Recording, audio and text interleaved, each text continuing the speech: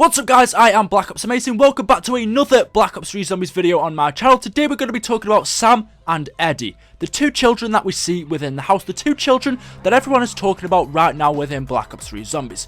RICHTOFEN, Maxis, Takeo all know about these children in this house. What is so important about these children is what we're going to be finding out today. As always, if you do go on to enjoy the video, don't forget to drop me a like rating. If we could reach the massive goal of just 12 like ratings, that'd be amazing. If you also want to see some more content on this channel, hit that subscribe button. Follow me on Twitter if you have any questions, and let's get straight into it. So our idea or knowledge of these children has actually changed over a couple of years. The first time we saw them was at the end of the Origins cutscene. They gave us this strange cutscene that no one really liked because, well, we all thought that this cutscene meant that the whole zombie storyline was made up by these two kids. Quickly we found out this wasn't exactly true. Now in Black Ops 3 we know these children actually do exist in the game. Takeo knows about them, RICHTOFEN needs to keep the children safe, and Maxis says that he has lost the children. So first off we're going to watch the Origins cutscene and then we'll come straight back. They knew that Samantha would keep them safe. Forever.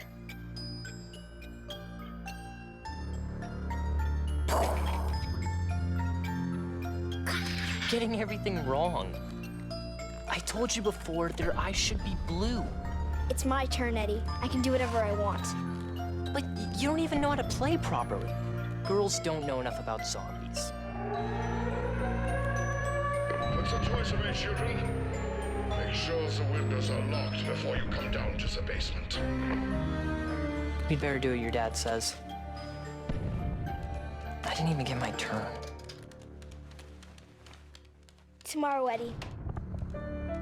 You get to make the rules. I promise. Come on, Fluffy. I wish the heroes in our stories were real, Sam. I know what you mean. But we will make everything okay. My dad says he has a plan. So when we first saw this trailer for the ending cutscene for Origins, we thought that our whole zombie storyline was made up by these two kids, that we were playing inside of their imagination, we were playing one of their games. This was definitely plausible back in Black Ops 2, but now Black Ops 3 has come out and we know a lot more about our zombie storyline. We know this isn't entirely true. In fact, we do know that these kids do exist in our game. They are real, they are not just making up their zombie storyline, or are they? Now in the Origins cutscene, you hear a siren go off in the background. Maxis tells the children, Samantha and Eddie, to come down to the basement. He says lock the doors and make your way down, and that's exactly what they do. Note we still never actually physically see Maxis, and we don't know whether he's physically in these house with his children. We know that we can hear him on a gramophone, but he could be talking to us through the rift. It doesn't necessarily mean that he is down in the basement actually talking to us through this radio. He could be in a totally different location. So as far as we know, Maxis still isn't in this house. But nevertheless, he tells the children to lock the windows, come down to the basement, and we hear a siren go off in the background. And that is all we know that happened for Black Ops 2. We then move on to Black Ops 3 and we got some very interesting information through some radios in the Giant. In these dark days, I find myself clinging to the belief that there may still be a way to set things right.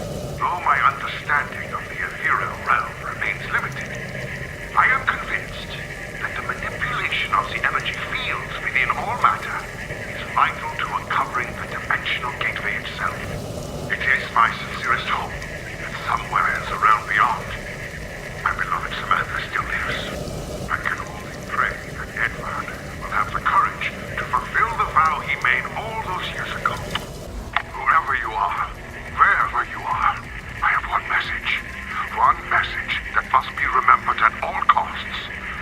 The child must be protected. We know these messages, others were recorded by Dempsey, Nikolai and Takeo as well. They were recorded for themselves in the future, so they recorded it before they travel to the Giant so they know what's going on, so they could basically update themselves and just remember what has happened and what they need to do. It would seem from the radios that Maxis doesn't know where the children and Samantha is. It seems like he has lost them. In Origins you can clearly see that he tells them to come down to the basement, but since they're now in the Giant, Maxis doesn't know where these children are. Day 66.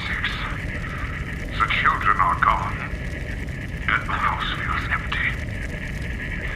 I miss their laughter, their games. The sirens have not sounded for several months. I do believe that we may have turned the tide of the battle. But at what cost? The radiation levels from the fallout remain dangerously high. I can only pray I live long enough to confirm that my plan was indeed successful.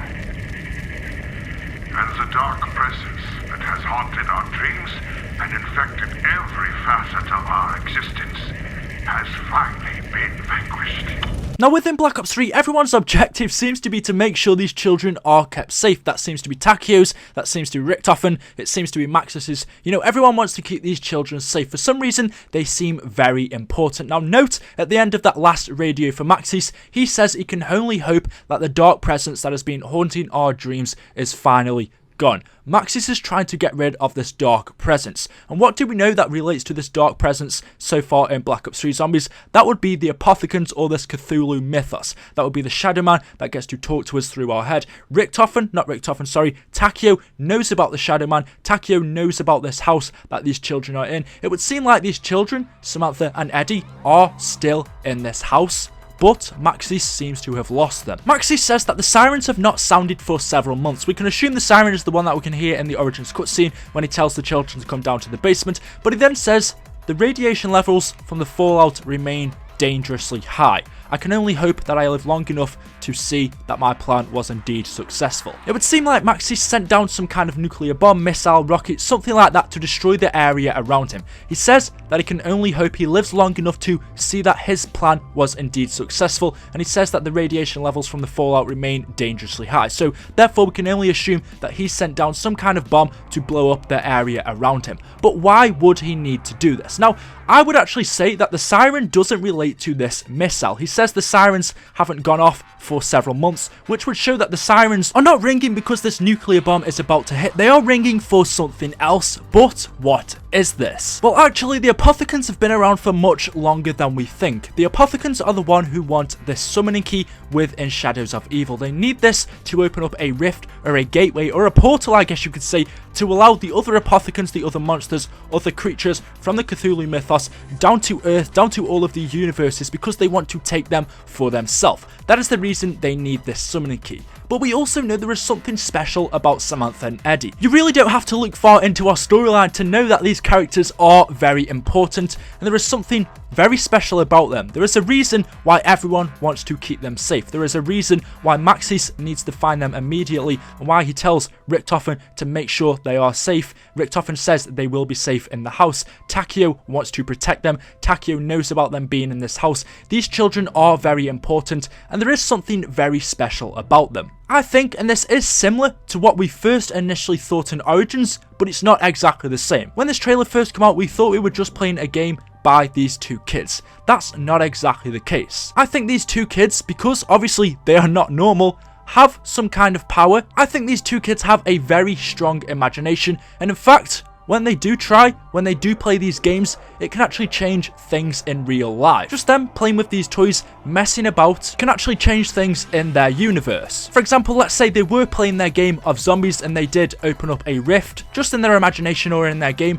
In real life, that would happen. Now obviously this is not confirmed, I'm not saying that. There could be many other reasons, but we do know these children are special and very important. But for that reason, because everyone is trying to protect them, I think the Apothicans need these children. Besides from the summoning key to open up the gateway, these children could be their second option, or they may need them for something else. I think the Apothicans are also after these children. Like I said, maybe to open up the gateway, maybe to do something else. But there's no doubt they are important and special, and that's why everyone needs to make sure they are safe and protected. What I think you are seeing in this cutscene is the sirens going off. They are not going off because the radiation levels are high. They are not going off because a missile is coming down. Maxis says the sirens haven't sounded for several months. But I think the sirens are going off because it's an alarm to tell Maxis that the Apothicans are here. The Apothicans had found the location, the house of where Samantha and Eddie were. Therefore, the siren went off to warn Maxis that they were here. Maxis then told them to come down to the basement, unlock all of the windows,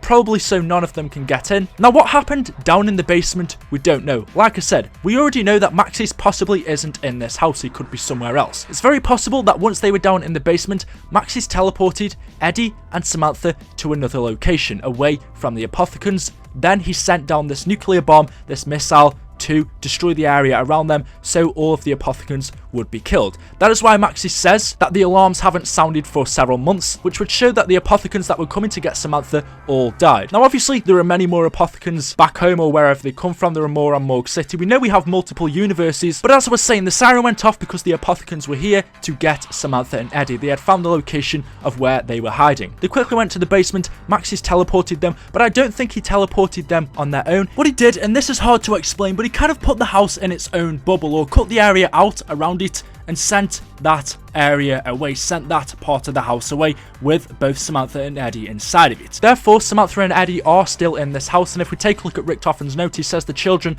will be safe in the house, showing they are still in this house. And actually, if we go over to the Infection multiplayer map, we can see this house floating on its own on a rock, just showing that this house has been teleported through space, through time. We don't know which one, but it's been teleported to a different location, which means the Apothicans can't get them because they don't know where they are. Now, I think Maxis or Richtofen, we don't know who teleported them, has actually done this several times. But this time, clearly, Maxis has lost the children.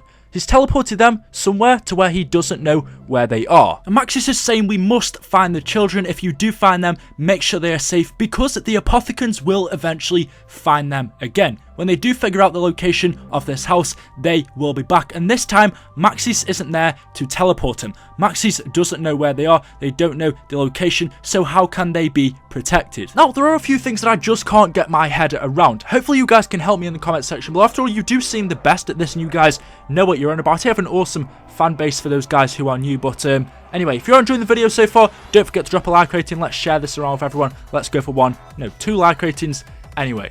So the first one is, who the hell is Eddie? I've never actually fully got my head around this.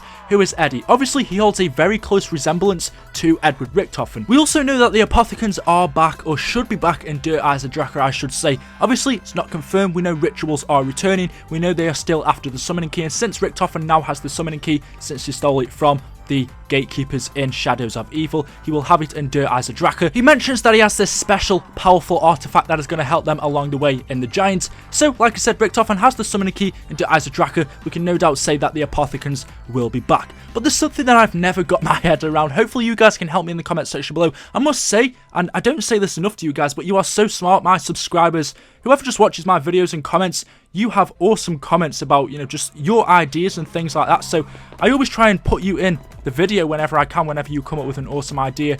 But I've never actually got my head around who Eddie actually is. Obviously, he holds a very close resemblance to Edward Richtofen, but how can that be him, since we know Edward Richtofen is a lot older than Samantha? He isn't the same age as her. In the Origins cutscene, you can see these two children are the same age. Obviously, the resemblance could be the name. Edward Richtofen's nickname could be used as Eddie sometimes. You can also see his hair, his face sculpture, just his facial features are very similar to how Edward Richtofen actually is. But I've never actually got my head around who this is. Is it Edward Richtofen? If it is, how is he the same age as Samantha? How is this working out? I really don't know. However, it is there. As always, I've tried my best to break this down and explain it to you guys. I always do my best to look into what evidence we do have, and I always do just try my very best with my videos. I probably should quickly mention, a lot of people don't seem to know this. I noticed it, but on the top window, right above the window, just on the little triangle area, you can see the Group 935 logo and the Group 935 numbers on there. This showing this is Maxis' house. Hopefully you can tell with the amount of effort and just time it takes me to make these videos. I should say I hate doing shorter videos. 5 minutes, anything below that for me just really, I don't know. I love doing my longer videos for you guys. I'll make sure I spend my whole day on it, or as much as I can. Obviously, I am working, but you guys always seem to leave me a lot of support, so I spend my whole night making these videos for you guys. Now, and I'd much rather just spend my night making a much longer and quality and just better video for you guys instead of 3 or 4 different small ones that, well, I'm sure a lot of you guys know, but YouTubers do earn money, meaning they can earn a lot of money off just 4 or 5 videos a day rather than one long one. Obviously, for me, quality is always first, and if I'm not happy with one of my videos, I will not upload it. I deleted a video of mine just the other day. There's a load of rumours going around saying that the Der Eisendrache trailer will be out today. Obviously, since it's Tuesday, we're coming up to the 2nd of February, which is close to the release of Der Eisendrache. That is very possible. I would love to see it today. If not, it really could be coming at any time, but as soon as it does come, I'll be sure to update you guys, probably on Twitter first, so if you haven't already, follow me on Twitter. So there we go, guys. Thank you so much for watching the video. Hopefully you have enjoyed. I just want to quickly mention there is a war going on YouTube right now. I've got you guys guys, don't worry, take cover. All come to my house. Everyone, come on guys, come to my house. I've got you, do not worry. I will give you my address. We can do Netflix and chill. This is weird. This is very weird. But there's a war going on YouTube right now. I don't know if you guys are interested. If you're not, you can leave the video right now. I'm just going to mention it because Mr. T-Lexify, a good zombies YouTuber, made a video saying that. And I will have to agree with him in some places, but it's these YouTubers, not necessarily the small ones, maybe even the bigger ones, that are doing these videos that you can tell are just for the money. Maybe doing 3 different theory videos a day that are really badly produced. They have no evidence in them, that really are just utter bullcrap. I'm not going to swear. I don't know if I've already done it. I'm sorry if I have. But yeah, you can tell when these videos are done like that. Now, I get the impression that he doesn't like theory videos. Don't take my word for that. But honestly, I have no problem with theory videos. In fact, I know that this whole zombies community, and Jason Blundell has said, the zombie storyline is made up by us. All Treyarch have done is built this zombie storyline around our theories that we have made. So for that reason, I love theory videos. I think they are amazing when they are done properly, when they have evidence, when they have a lot of hard work put into them, when they are not 3 minutes long and don't explain anything. You know, when they are 20, 15, 10 minutes long, it really doesn't matter. As long as there are a lot of effort in there, I think it is a really good thing. Obviously, I'm not going to hate anyone. I know how hard it is to actually start on YouTube, and I always think the people who aren't doing it properly won't get anywhere anyway, so just leave them to it. I'm going to get on with my own stuff, focus on my own channel, and just try to improve myself, not interfere with anyone else, you know, not try to bring other people down. You've just got to focus on yourself, and I always help you guys out in the comment section below. I'm always up to help anyone out with their channels if they want to. I think that's the best thing you could do. We should all just chill, guys. Let's take a seat back. This guy puts it the best. The problem is this. People keep doing this, and it's so damn annoying. I'm not going to lie. Maybe I'm sometimes that white guy who has the 5,000 points, doesn't want to open a door, don't want to buy the first war weapon. All I want to do is knife, revive people, get that 500 points. Alright, I'm not going to admit it, but you'll be thanking me in the later rounds when we are surviving, alright? Not going to lie, guys. Thank you so much for watching the video. Hopefully you've enjoyed. As always, if you have, drop me a like rating if you feel like it. If not, well, that's totally fine because I'm divine, because I want to subscribe, because I'm alive, and I don't know why I can't do this. Thank you for watching, and goodbye. That was awkward. I think we know which career path I will never be taking. Also, BlackOpsAmazing t-shirts coming soon.